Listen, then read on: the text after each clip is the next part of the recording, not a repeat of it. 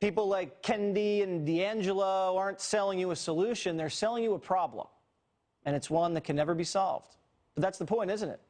They don't care if their teachings make the world more or less racist. They only care about racism still happening so they can line their own pockets. Here now, co-chair of Project 21, Horace Cooper, and Heather McDonald, Manhattan Institute fellow and the author of Diversity Delusion. I didn't understand they could get paid this much by calling people racist, Heather. I mean, I should be doing this as a side hustle. Why haven't I figured this out?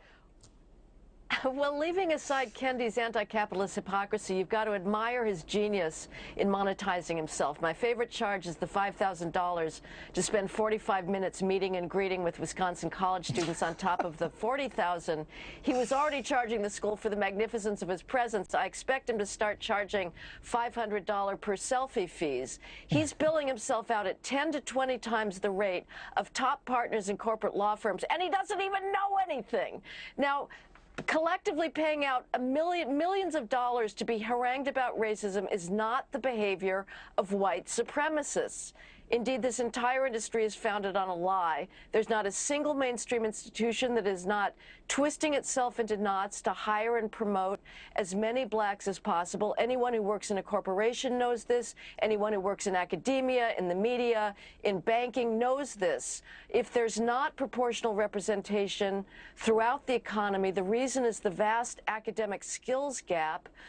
The average black 12th grader reads at the level of the average white 8th grader, and 54% of black 8th graders do not possess even partial mastery of math skills.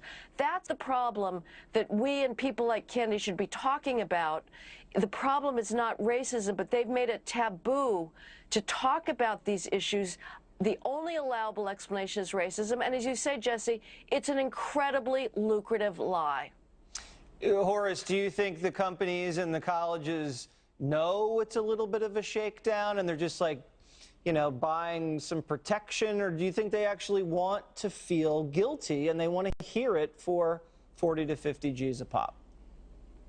Well, there's no doubt that we're living in a culture where when you highlight issues of race, people think they're going to have to stand up and salute smartly. Here's my problem is this isn't anti-racism discussion.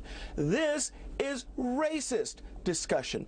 If you listen to some of the nonsense, and a lot of it is nonsense, that these presenters bring to the table, it includes things like assuming certain things about people solely because they're white and solely because they're black.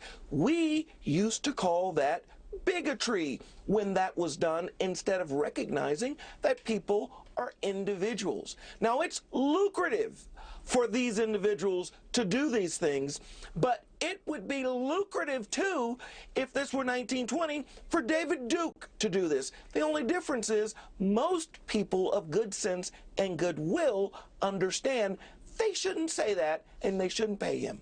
Yeah, it's like assuming I'm good at squash because I'm white. Not very good. All right, thank you guys.